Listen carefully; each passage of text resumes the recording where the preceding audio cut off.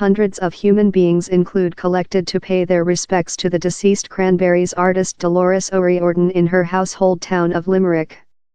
Big crowds collected for the occasion front of her burial on Tuesday. Hundreds queued external St. Joseph's Chapel, wherever the artist's outdoor tomb is, lie in social peace before 16 o'clock GMT on Saturday. The socials at First Prospect to see her flesh. O'Riordan, dead abruptly in London recent 1 week, elderly 46. Lot of such weight transferred amber flowers such as daffodils, that they told provided sunlight.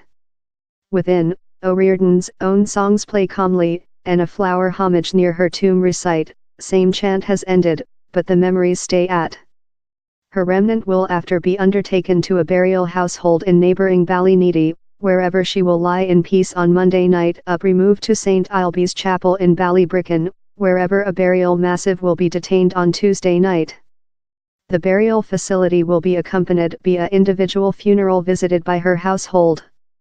Regional Wireless will speak the burial facility dwell for such incapable to visit. O'Riordan was found unresponsive in her inn chamber in London on January 15.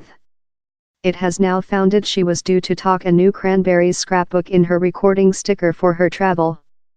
Her columnist given a declaration proverb how time she had been in the town for a workshop mix meeting in her some piece of music team. She was as well due to encounter representatives of the BMG recording sticker to talk plans for the produce of a new Cranberries workshop scrapbook.